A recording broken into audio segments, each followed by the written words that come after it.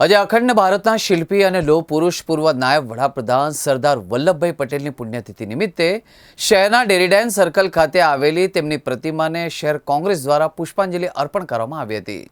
આ કાર્યક્રમમાં પાલિકાના વિપક્ષના નેતા સહિત કોંગ્રેસ આગેવાનો ઉપસ્થિત રહ્યા।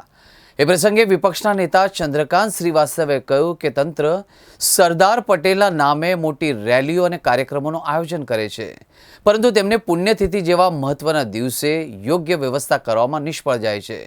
આજે પુષ્પાંજલિ અર્પણ કરવા માટે કોઈપણ પ્રકારની સુવિધા ન હોવાના કારણે ફાયર બ્રિગેડના જવાનોને સીડી પકડી રાખવી પડી હતી અને જોખમી રીતે ઉપર જઈને પુષ્પાંજલિ અર્પણ કરવી પડી હતી।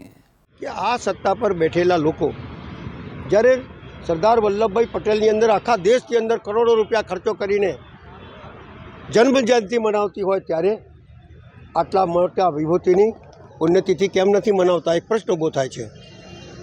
આ જગા પર તમે ગંદકી જોઈ શકો છો, આ જગા પર ચડવાની સીડી નથી, પ્રતિમાને સાફ કરી નથી।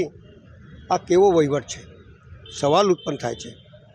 આ સરદાર વલ્લભભાઈ પટેલ એક ધોતીને એક જબ્બો અને એક સાધારણ જીવન જીવી ગયા અને એક પ્રેરણા આપી ગયા કે સાચી લડાઈ માટે કોઈ મોટી મોટી જાહેરાતોની જરૂર નથી। કોઈ જગ્યાએ એમના જ્યારે હોમ મિનિસ્ટર હતા કોઈ જગ્યાએ બેનરો જોયા? અત્યારે તો નાની નાની વસ્તુઓ પર લોકો ફોટા પડાવે છે અને બેનરો લગાડે છે। બેનર લગાડવાથી કંઈ નથી થતું। દેશમાં લોકોને અંદર સુખી અને શાંતિની જીવન જીવવું હોય તો એમના માટે પરિશ્રમ કરવું પડે, લડવું પડે, અને એ સરદાર વલ્લભભાઈ પટેલમાંથી શીખવા જેવું છે। આજના દિવસે પુણ્યતિથિના દિવસે અમને નમન કરું છું અને કોંગ્રેસ પાર્ટીના તમામ કાર્યકર્તાને કહું છું કે આમના જીવન ચરિત્રમાંથી શીખો અને દેશ કઈ રીતે મજબૂત થાય।